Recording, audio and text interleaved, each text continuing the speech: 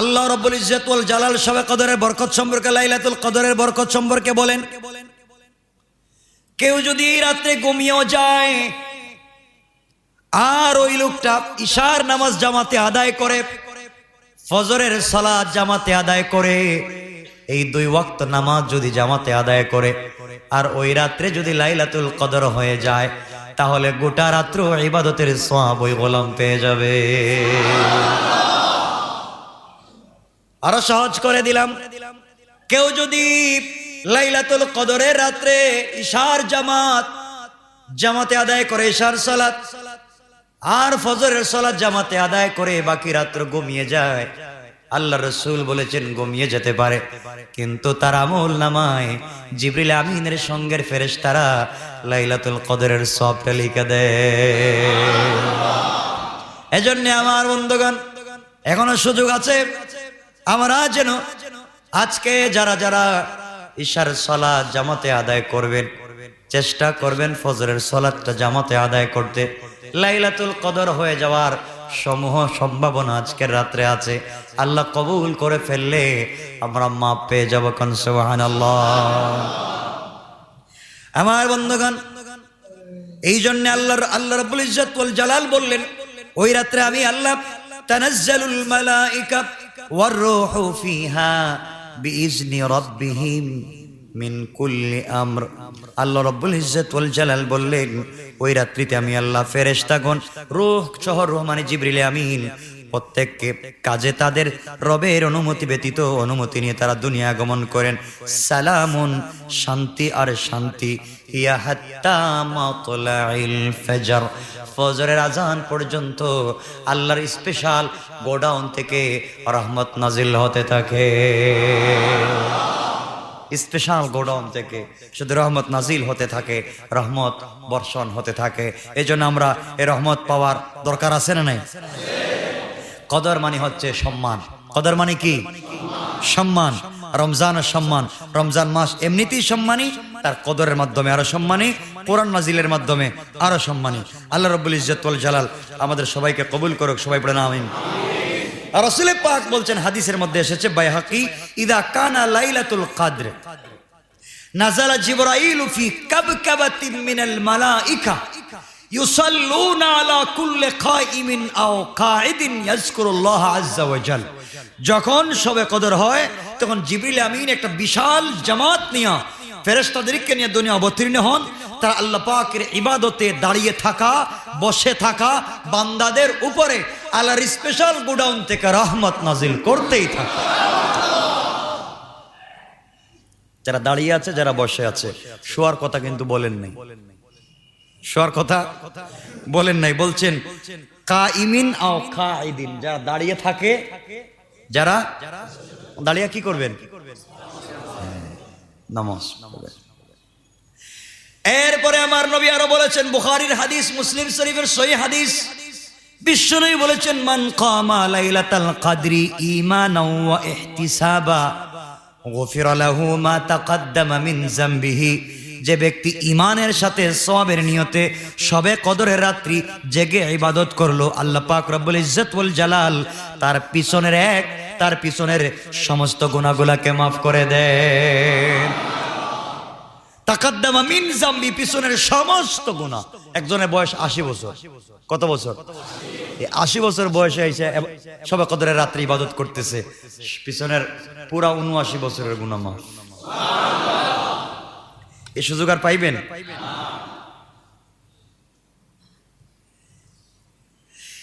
এরপরে ইবনে মাজার হাদিস, মা আয়েশা সিদ্দিকা রাদিয়াল্লাহু তাআলা আনহা বিশ্বনবীকে বলছেন, ইয়া রাসূলুল্লাহ, আমার প্রিয়তম স্বামী, আমি যদি জানতে পারি আজকে রাত্র লাইলাতুল কদর, আমি যদি জানতে পারি আজকে শবে কদরের রাত্র, আমি কি আমল করব?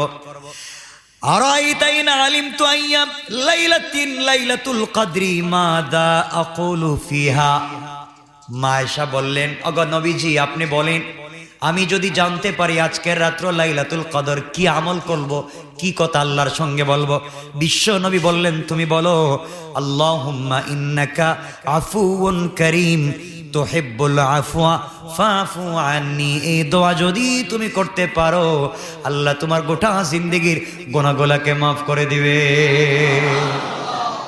সুতরাং আমার সঙ্গে পড়েন আল্লাহুম্মা ইন্নাকা আফুউন কারীম তুহিব্বুল আফওয়া ফাফু আন্নি ইয়া কারীম। ইতিহাসে একটা ঘটনা পাওয়া যায়, আপনাদেরকে সংক্ষেপে বলে দিই। মুসা আলাইহিস সালাম আল্লাহর কাছে একবার বললেন, আল্লাহ পাক আপনি কত সুন্দর করে আর কত যত্ন করে মানুষকে বানাইলেন। কে বলতেছে? মুসা। কারে বলতেছে? যে আপনি এত যত্ন করে নিজের হাত দিয়ে মানুষ বানাইছেন, আবার সেই মানুষকে আপনি দুজকে নিক্ষেপ করবেন, জাহান্নামে দিবেন। আল্লাহ একটু বুঝতে পারলাম না। মানুষ নিজের হাত দিয়ে কম দামি জিনিস বানাইলে এটার প্রতি মহব্বত থাকে না? থাকে না? আর আপনি নিজের হাতে মানুষ বানাইলেন, আদম বানাইলেন, এই আদমকে আবার নিজের হাতে জাহান্নামে দিবেন, এটা আমার বুঝে ধরে না। এটা বড় কষ্টকর জিনিস। আল্লাহ রাব্বুল ইজ্জত ওয়াল জালাল বললেন, মুসা আমি নিজের হাতে আদম তৈরি করলাম, এই আদমকে নিজের হাতে তৈরি করে নিজের হাতে কেন জাহান্নামে দিব? তুমি বুঝতেছো না, তোমার বুঝে ধরে না। এত ভালোবাসি আমি এক গোলামকে, এরপরে আদমের সন্তানদেরকে জাহান্নামে কেন দেবে জানতে চাও? ও মুসা, তোমাকে আমি কিছু কাজ করতে দিব, তুমি কাজগুলা করে এরপরে উত্তর পাবা। কাজ করার পরে তুমি আমার কাছে প্রশ্ন করলে আমি উত্তর দিব। আল্লাহ রাব্বুল ইজ্জত ওয়াল জালাল মুসাকে বলেন, মুসা তুমি কি ধান চাষ করতে পারো? মুসা বলেন, আল্লাহ তাআলা কেন পারবো না, অবশ্যই আমি ধান চাষ করতে পারি। আল্লাহ বললেন, মুসা রে একটা জমির মধ্যে তুমি ধান চাষ করো। কি করো? ধান চাষ করো। হযরত মুসা আলাইহিস সালাম গেলেন জমির মধ্যে ধান চাষ করার জন্য। জমির মধ্যে প্রথমে কষ্ট করে তিনি পানি দিলেন, পানি সেচ করলেন। পানি সেচ করার পরে হাল চাষ করলেন। হাল চাষ করবার পরে এত কষ্ট করে তিনি জমিকে উপযোগী করলেন, ঘাসগুলা ফেলে দিলেন। সবগুলা ফেলে দেওয়ার পরে তিনি বীজ বপন করলেন। ওই জায়গার মধ্যে তিনি বীজ ফেললেন। প্রথমে জমির মধ্যে পানি দিলেন, তারপরে হাল চাষ করলেন, তারপরে ময়লা আবর্জনা ঘাসগুলাকে ফেলে দিলেন, তারপরে ওই জায়গার মধ্যে যত্ন সহকারে দিলেন, বীজ রোপণ করলেন। এরপরে যত্ন সহকারে জমির চারিদিকে তিনি বেড়া দিলেন, যেন কেউ তার হাঁস মোরগ গরু ছাগল তার ধান ক্ষেতটাকে নষ্ট করতে না পারে। যখন চারা গজিয়ে উঠলো তখন সারাদিন পরিশ্রম করে আগাছাগুলা পরিষ্কার করেন। তারপর যখন ধানের গাছ হয়ে গেল, বড় হয়ে গেল, ফসল পেকে গেল, তখন তিনি গাছগুলাকে কেটে বাড়িতে নিয়ে আসলেন।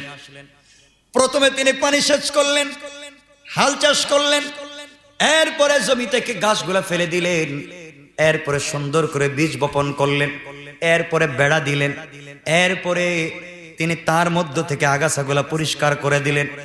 এরপরে যখন বড় হয়ে গেল, ধানগুলা পেকে গেল, ধানগুলা কেটে কোথায় নিয়ে আসলেন? বাড়িতে আনার পরে ধানগুলা কি করবে? নাকি ধান কি করে? মাড়াই করে। মাড়াই করে না? ধানগুলা ভালো করে মাড়াই করলেন। মাড়াই করার পরে ধানের দানাগুলিকে যত্ন সহকারে গোলায় ভরে রেখে দিলেন। ধানের দানগুলাকে যত্ন সহকারে গোলায় ভরে রেখে দিলেন এবং খড়কুটা যা ছিল তা পুড়িয়ে ফেলে দিলেন। কি করলেন? পুড়িয়ে ফেলে দিলেন। আল্লাহ পাক বলেন, মুসা কি করলা তুমি? কি করলা তুমি? তুমি রুদ্রে পুড়ে আর বৃষ্টিতে ভিজে যে গাছের চারাগুলা লাগাইলা জমির মধ্যে, গাছের চারা থেকে আগাছাগুলা পরিষ্কার করলা, আজ তুমি কেন এই গাছের চারাগুলাকে তুমি আজকে জ্বালিয়ে দিলে, পুড়িয়ে ফেললে? তোমার কাছে আমি জানতে চাই। ও মুসা, যত্ন সহকারে তুমি জমি ঠিক করলাম, পানি সেচ করলাম, গাছগুলা লাগালাম, আগাছা পরিষ্কার করলা, এরপরে বেড়া দিলা, এরপরে নিজের হাতে গাছগুলা কেটে বাড়িতে আনলা। সব করার পরে এখন বলো তুমি এগুলা কাটলে কেন, এগুলাকে জ্বালায় ফেলে দিলে কেন? এটা আমার কাছে আগে বলো, এরপরে তোমাকে উত্তর দিব কেন পুড়িয়ে ফেললে। মুসা আলাইহিস সালাম জবাব দিলেন, আল্লাহ তাআলা আমার উদ্দেশ্য তো ছিল দানের কি দানের দানা। আমার উদ্দেশ্য দানের গাছ নয়, আমার উদ্দেশ্য হচ্ছে ধান, দানের দানাগুলো উদ্দেশ্য। এজন্য ধানের চাষ করে যেগুলি রত্ন হয়েছে যত্ন করে সেগুলাকে গুলায় ভরে রেখে দিয়েছি, আর যেগুলো আবর্জনা হয়েছে সে আবর্জনা গুলাকে আমি জ্বালিয়ে ফেলে দিয়েছি।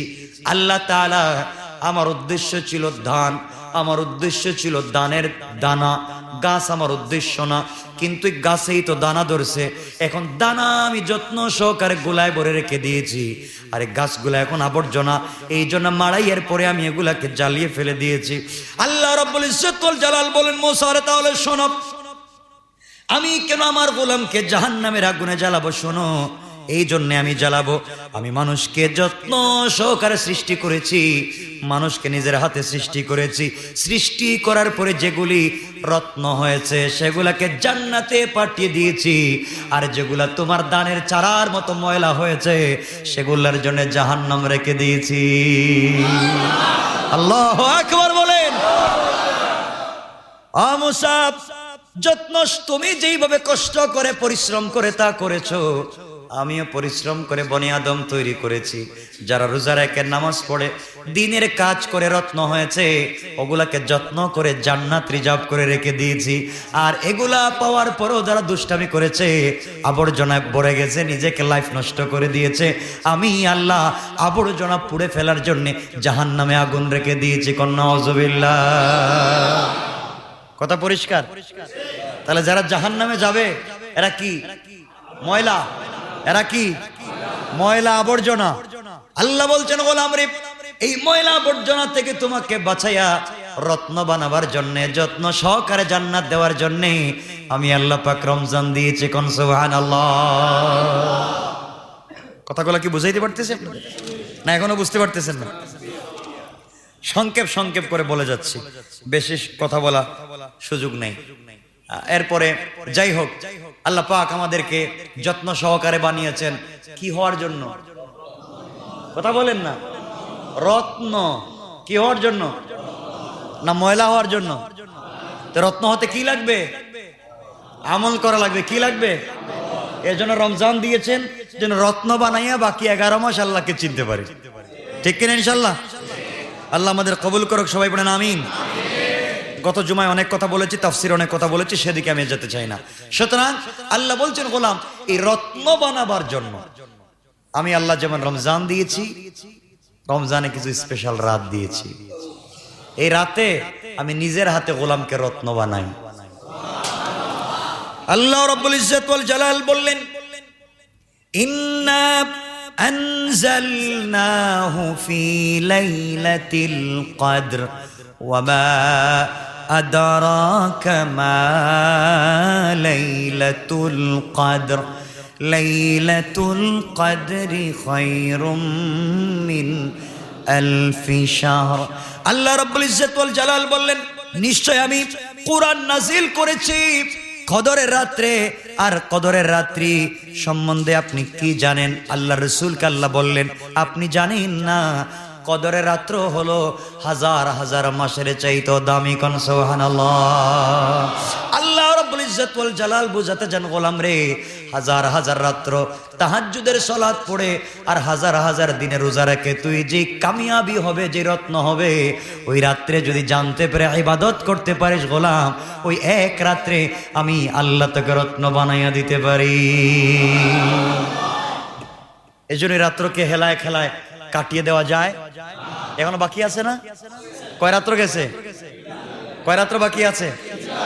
এখনো সুযোগ আছে। বিশ্বাস হয় না? কারো জানা মতে লাইলাতুল কদর চলে গেছে? কেউ জানেন? কেউ জানেন না? তাহলে তো বাকি আছে। কিন্তু 30 রমজান পরে যে থাকবে, থাকবে না চলে যাবে, এতে কোনো সন্দেহ আছে? হ্যাঁ, তাহলে 30 রমজান তো এখনো যায় নাই, তাহলে এখনো লাইলাতুল কদর আছে, ইনশাআল্লাহ আমরা পাবো। আল্লাহ রাব্বুল ইজ্জত ওয়াল জালাল বলছেন, এই রাত্রে আমি আল্লাহ জিবরিল আমিনকে পৃথিবীর জমিনে প্রেরণ করি। জিবরিল আমিনকে প্রেরণ করি। আল্লাহ রাব্বুল ইজ্জত ওয়াল জালাল আরো বলেছেন, আমি একবার জিবরিল আমিনের মাধ্যমে আলাদাভাবে রাসূল পাকের কাছে তারিখটা জানিয়ে দিয়েছিলাম, এত তারিখে লাইলাতুল কদর হবে। যে কথা প্রথমে বলেছিলাম আমার বন্ধুগণ, আল্লাহ পাক রব্বুল ইজ্জত ওয়াল জালাল বিশ্ব নবীকে লাইলাতুল কদরের তারিখ জানিয়ে দিয়েছিলেন জিবরিল আমিনের মাধ্যমে। তারিখটা জানার পরে বিশ্ব নবী খুশি হয়ে বাহিরে আসলেন, কাপড় পরলেন, আতর লাগালেন, আনন্দিত হয়ে গেলেন। আমি আজকে লাইলাতুল কদরের রাত সম্পর্কে জানি, তারিখও জানি। আমার উম্মতকে বলবো তারা এই রাত্রে ইবাদত করবে, কোনোদিন জাহান্নামে যাবে না। বিশ্ব নবী নসিহত করার জন্য সাহাবায়ে কেরামের কাছে মদিনার মসজিদে প্রবেশ করলেন। মসজিদে ঢুকে দেখেন সাহাবায়ে কেরাম বিতর্কে লিপ্ত, ঝগড়ায় লিপ্ত। বিশেষ একটা কাজ নিয়ে তারা ঝগড়া করতেছেন, সেটা হচ্ছে তাকদীর। তাকদীর নিয়ে সাহাবায়ে কেরাম তর্কে লিপ্ত হয়ে গেছেন। রাসূল পাক সাল্লাল্লাহু আলাইহি ওয়াসাল্লাম এত রাগান্বিত হয়ে গেলেন, তার চেহারা মুবারক রক্তিম বর্ণ হয়ে গেল। তিনি নসিহত স্বরূপ বললেন, খবরদার, তকদির নিয়ে তোমরা বিতর্কে লিপ্ত হয় না, তকদির সম্পর্কে কোনরূপ আলোচনা করবে না, কারণ তকদির সম্পর্কে জানেন একমাত্র কে? আল্লাহ। এই সম্পর্কে বিতর্ক করে আগেকার মানুষ জাহান্নামে গেছে, তোমরা আর কোনোদিন এগুলা নিয়ে বিতর্ক করবে না, সতর্ক করলেন। গরম হয়ে গেলেন বিশ্বনবী। এইভাবে আনারকে আনারের দানা চিনেননি? আনারের দানা, ডালিমের দানা, ডালিমের দানা দেখবেন হাতে নিলে লাল হয়ে যায়। আল্লাহর রাসূলের চেহারা মুবারক এমন হয় ডালিমের দানা কেউ ছিটিয়ে দিয়েছে, এমন রক্তিম লাল হয়ে গিয়েছিল। রাগ করে ফেললেন। রাগ করে তার সাহাবায়ে কেরামকে যখন সতর্ক করলেন, কিন্তু রাসূল পাক সাল্লাল্লাহু আলাইহি ওয়াসাল্লাম সতর্ক করতে গিয়ে জিবরিল আমিন লাইলাতুল কদরের যে তারিখটা বলেছিলেন সেই তারিখ ভুলে গেছেন। সুবহানাল্লাহ বলেন না? তারিখ ভুলে গেছেন, খারাপ হয় নাই, ভালো হইছে। নাহলে আপনারা সারা 11 মাস 29 দিন খালি কাটাকাটি, মারামারি, জমি দখল, শয়তানি, এগুলোতে লিপ্ত। আর চিন্তা করবেন একদিন লাইলাতুল কদর আসুক, একবার কোমরে গামছা বাইন্ধা মসজিদে বসে থাকুন। এই রাত্রে আর মসজিদ থেকে বের হবো না, এই রাত্রে মাফ নেওয়াই লাগবে। কিন্তু আল্লাহ বলছেন, বলাইয়া দিছেন, এখন আর খুঁজে পাওয়া যায় না, এখন 10 দিন ইবাদত করো। সুবহানাল্লাহ বলেন না? এখন 10 দিন করো। রাসূল পাক ভুলে গেছে, কিন্তু ভুলে যাওয়ার পরে তিনি 23, 25, 27, 29 কোন একটা তারিখ বলছে, কিন্তু মনে নাই। রাসূল বলছেন আমার সম্ভাবনা। এই পরে রাসূল বলে, শোনো, তোমরা শুধু ঝগড়া বিবাদ করতেছো, কি বলতে চাইছিলাম সব ভুলে গেছি। সাহাবায়ে কেরাম বলেন, ইয়া রাসূলুল্লাহ কি বলতে চাইছিলেন? আর কি বলবো, লাইলাতুল কদরের তারিখ আমার জিবরাইল বইলা গেছিল, তা বলতে চাইছিলাম, তোমরা তর্কে। সাহাবায়ে কেরাম সিজদায় পড়ে, হারে কপাল খাইছি আমরা নিজেরা, কপাল খাইছি, করলামটা কি, বিপদে পড়লাম। রাসূল বলেন, শোনো, যা হইছে হইছে, এবার শোনো, সব ঠান্ডা, সব ঠান্ডা। রাসূল বলেন, শোনো, তাহাররু লাইলাতুল কদরি ফিল উইত্রি মিনাল আশরিল আওয়াখির মিন রমাদান। আমি তারিখ জানি না, কিন্তু আমি বলতেছি বেজুর হওয়ার কথা। তোমরা রমজানের শেষ দশকের বেজুর রাত্রগুলাকে তোমরা লাইলাতুল কদর তালাশ করো। যদিও তারিখ ভুলে গেছি, কিন্তু বেজুর রাত্রই হবে। এই 5টা বেজুর রাত্র তালাশ করো, তোমরা রাত্র পাওয়া যাবে। সুতরাং আমরা 10 দিন 10 রাত্র না পারি, 5 রাত্র তো পারবো না? তাও পারবো না? পারবো। আমি বলতেছি না 27 তারিখ সম্ভাবনা বেশি, 29 তারিখ সম্ভাবনা বেশি, ওগুলা বলতেছি না আবার দিকেন। কারণ আমি গত রমজানে তো আর তাফসির করতে পারিনি। এর আগের রমজানে আমি তাফসির করেছি। প্রত্যেকটা তাফসিরে কোন দিন কোন রাত্রে কোরআন নাজিল হয়েছে, যেই রাত্রে কোরআন নাজিল হয়েছিল তা শবে কদর ছিল, তবে 27 রমজান ছিল না। আমার এই তাফসির যদি কেউ শুনে থাকেন, কত তারিখ? 25। কত? যেই বছর আল্লাহ কোরআন নাজিল করেন, এই বছর শবে কদর গিয়েছে কত রমজান? 25 রমজান। আজকে কত তারিখ? প্রথম কোরআন নাজিল হয়েছে যেই রাত্রে, যেই শবে কদর, আজকে তো সেই রাত্র। আল্লাহু আকবার বলেন না? এখনো সুযোগ আছে, কিসের এত চিন্তা? এখনো সুযোগ আছে। এই রাত্র আজকে 25 রাত, এজন্য 25ও যেতে পারে। সহিহ বুখারীর হাদিস, তিরমিজির হাদিস, ইবনে মাজার হাদিস, হযরতে আবু হুরায়রা রাদিয়াল্লাহু তাআলা আনহু ক্বালা খারাজা আলাইনা রাসূলুল্লাহ সাল্লাল্লাহু আলাইহি ওয়াসাল্লাম ওয়া নাহনু নাতানাযাউ ফিল কদরি। সাহাবায়ে রাসূল পাক বাইর হইলেন, তার চোয়ালের উপর আনারের দানা রস ছিটিয়ে দিলে যেমন হয় এমন হয়ে গেছিল। তিনি এসে বলেন, এই তোমরা যা নিয়ে বিতর্কের মধ্যে লিপ্ত, তাকদীর নিয়ে, এই তাকদীর নিয়ে বিতর্ক করে আগের মানুষ জাহান্নামে গেছে, আর তোমরা এটা নিয়ে বিতর্ক করতেছো। কসম আল্লাহ পাকের জাতের, কসম আল্লাহ পাকের জাতের, তোমরা এই বিষয়গুলো নিয়ে বিতর্ক করো না, এগুলো তোমরা বাদ দাও, আর বেজুর রাত্রে লাইলাতুল কদর খুঁজো। তাইলে এই রাত্রে আল্লাহ কেন বলাইয়া দিয়েছেন? কন্ত তারিখটা কেন বলাইয়া দিয়েছেন? তাহলে আমরা এক রাত্রে ইবাদত করতাম, আর এখন কয় রাত্রে করব? তো ভালো হয়েছে না খারাপ হয়েছে? আল্লাহ কয় যা বলাইয়া দিছি ভালো হয়েছে, এখন এক রাত্রের ওসিলায় তোমরা 10 রাত্র খুঁজবে। 10 রাত্র আর নাই হোক, 5 রাত্র তো হবে না? হবে না ইনশাল্লাহ? কয় রাত্র বাকি আছে?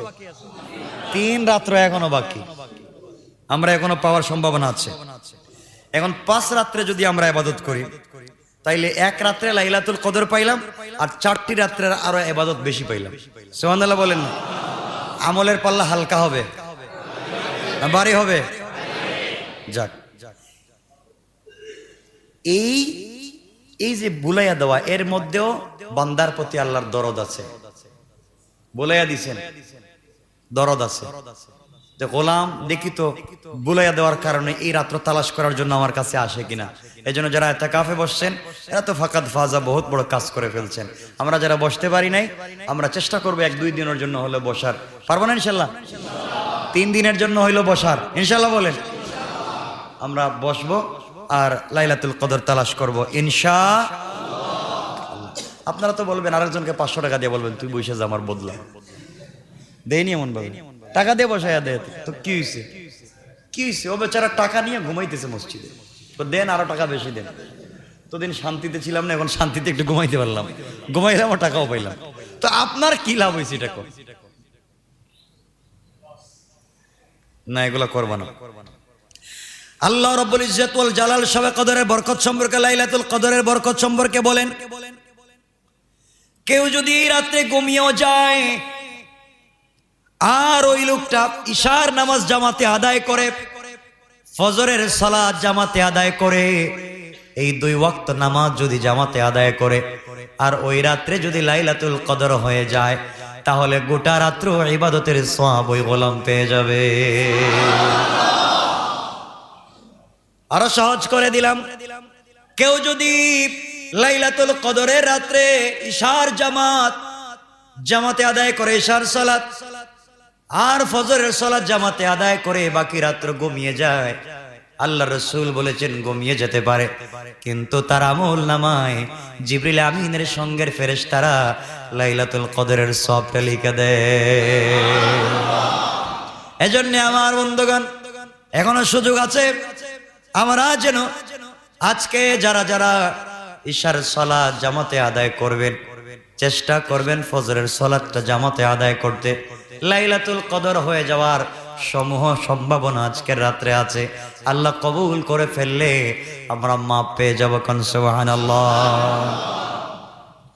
আমার বন্ধুগণ, এই জন্য আল্লাহ রাব্বুল ইজ্জত ওয়াল জালাল বললেন, ওই রাত্রে আমি আল্লাহ তানাজ্জালুল মালাইকা ওয়ার রূহু ফিহা বিইজনি রাব্বিহিম মিন কুল্লি আমর। আল্লাহ রাব্বুল ইজ্জত ওয়াল জালাল বললেন, ওই রাত্রিতে আমি আল্লাহ ফেরেশতাগণ, রূহ সহ রূহ মানে জিবরিল আমিন, প্রত্যেককে কাজে তাদের রবের অনুমতি ব্যতীত অনুমতি নিয়ে তারা দুনিয়া আগমন করেন। সালামুন, শান্তি আর শান্তি, ইয়া হাত্তা মাতলাইল ফজর, ফজরের আজান পর্যন্ত আল্লাহর স্পেশাল গোডাউন থেকে রহমত নাজিল হতে থাকে। স্পেশাল গোডাউন থেকে শুধু রহমত নাজিল হতে থাকে, রহমত বর্ষণ হতে থাকে। এই জন্য আমরা এই রহমত পাওয়ার দরকার আছে না নাই? কদর মানে হচ্ছে সম্মান। কদর মানে কি? সম্মান। রমজানের সম্মান, রমজান মাস এমনিতেই সম্মানী, তার কদরের মাধ্যমে আরো সম্মানী, কোরআন নাজিলের মাধ্যমে আরো সম্মানী। আল্লাহ রাব্বুল ইজ্জত ওয়াল জালাল আমাদের সবাইকে কবুল করুক। সবাই পড়েন আমিন। আর রাসূল পাক বলছেন, হাদিসের মধ্যে এসেছে বাইহাকি, ইদা কানা লাইলাতুল কদর, নাযালা জিবরাইলু ফি কাবকাবাতিন মিনাল মালাইকা ইউসাল্লুনা আলা কুল্লি কাইমিন আও কাঈদিন ইয়াজকুরুল্লাহ আযজা ওয়া জাল। যখন শবে কদর হয় তখন জিবরিল আমিন একটা বিশাল জামাত নিয়ে ফেরেশতাদেরকে নিয়ে দুনিয়া অবতীর্ণ হন। তারা আল্লাহ পাকের ইবাদতে দাঁড়িয়ে থাকা, বসে থাকা বান্দাদের উপরে আল্লাহর স্পেশাল গোডাউন থেকে রহমত নাজিল করতেই থাকে। যারা দাঁড়িয়ে আছে, যারা বসে আছে, শোয়ার কথা কিন্তু বলেন নাই, শোয়ার কথা বলেন নাই, বলছেন কাইমিন আও কাঈদিন, যারা দাঁড়িয়ে থাকে, যারা দাঁড়িয়ে কি করবেন? নামাজ পড়বেন। এরপরে আমার নবী আরো বলেছেন, বুখারীর হাদিস, মুসলিম শরীফের সহিহ হাদিস, বিশ্বনবী বলেছেন, মান কামা লাইলাতাল কদরি ঈমানাও ওয়া ইহতিসাবা গুফিরা লাহু মা তাকদ্দামা মিন যামবিহি। যে ব্যক্তি ঈমানের সাথে সওয়াবের নিয়তে শবে কদরের রাত্রি জেগে ইবাদত করলো, আল্লাহ পাক রব্বুল ইজ্জত ওয়াল জালাল তার পিছনের সমস্ত গুনাহগুলোকে maaf করে দেন। তাকাদ্দামা মিন যামবি, পিছনের সমস্ত গুনাহ। একজনের বয়স 80 বছর, কত বছর? 80 বছর বয়সে এসে শবে কদরের রাত্রি ইবাদত করতেছে, পিছনের পুরা 79 বছরের গুনাহ মাফ। এই সুযোগ আর পাইবেন?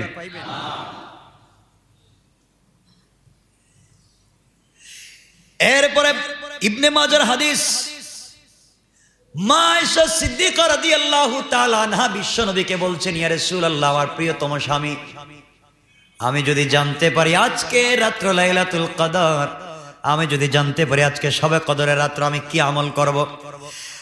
আরাইতাইন আলিমতু আইয়াম লাইলাতিন লাইলাতুল কদরি মাদা আকুলু ফিহা। মা আয়েশা বললেন, ওগো নবীজি, আপনি বলেন, আমি যদি জানতে পারি আজকের রাত্র লাইলাতুল কদর, কি আমল করব, কি কথা আল্লাহর সঙ্গে বলবো? বিশ্ব নবী বললেন, তুমি বলো, আল্লাহুম্মা ইন্নাকা আফুউন কারীম তুহিব্বুল আফওয়া ফাফু আন্নি। এই দোয়া যদি তুমি করতে পারো, আল্লাহ তোমার গোটা জিন্দেগীর গুনাহগুলোকে মাফ করে দিবে। সুতরাং আমার সঙ্গে পড়েন, আল্লাহুম্মা ইন্নাকা আফুউন কারীম তুহিব্বুল আফওয়া ফাফু আন্নি ইয়া কারীম। এর অর্থ হচ্ছে আপনি ক্ষমাশীল, আপনি দাতা, ক্ষমা করতে ভালোবাসেন, হে আল্লাহ আজকে আমাদেরকে ক্ষমা করে দিন।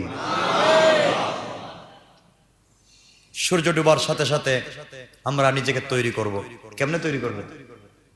গোসল করে, ফ্রেশ হয়ে, অজু টজু করে আমরা মাগরিবের সালাত পড়ব, আওয়াবিনের 6 রাকাত নামাজ পড়ব, সুবহানাল্লাহ, আলহামদুলিল্লাহ, আল্লাহু আকবার, লা ইলাহা ইল্লাল্লাহ, মুহাম্মাদুর রাসূলুল্লাহ, আল্লাহুম্মা সাল্লি আলা মুহাম্মদ মুহাম্মাদিন ওয়া সাল্লিম। এই দুরূদগুলো বেশি বেশি পড়ব। ইয়া আল্লাহ, ইয়া রহমান, ইয়া রহিম, ইয়া গফফার, ইয়া সত্তার, ইয়া জব্বার, ইয়া কাহ্হার, ইয়া রাজ্জাক, ইয়া লতিফ, ইয়া খাবির, এগুলা বেশি বেশি করে পড়বো। আল্লাহর কাছে শুধু ডাকবো, বিভিন্ন নাম ধরে ডাকবো। বাচ্চার নাম আব্দুল্লাহ, আপনি আপনার বাচ্চাকে ডাকেন অন্য নামে, ডাকেন না? কি ডাকেন? আদর করে অনেক ডাক ডাকে না? কি ডাকেন বলেন নাকি? বাবা বলেন, সোনামণি বলেন, জাদু বলেন, কলিজা বলেন, কিছু কয় না? এরা কিচ্ছু জানে না। হ্যাঁ, কত কিছু আপনি আপনার বাচ্চাকে ভালোবেসে ডাকেন, এক নামে ডাকেন না, বাচ্চার নামটাই চেঞ্জ করে দিছে, ঠিক না? বাচ্চাকে নাম ধরে ডাকেন না। এভাবে আল্লাহকে আল্লাহ ছাড়া ইয়া আল্লাহ, ইয়া রহমান, ইয়া রহিম, ইয়া গফফার, ইয়া সত্তার, এভাবে বিভিন্ন নামে যখন ডাকবেন, আল্লাহ খুশি হয়ে আপনাকে মাফ করে দেবেন। মাফ করবেন ইনশাআল্লাহ। সুতরাং এইভাবে আমরা আল্লাহর কাছে চাইবো। আল্লাহ আমাদের সবাইকে কবুল করুক। সবাই পড়েন আমিন। আর লম্বা করতে চাই না আজকে।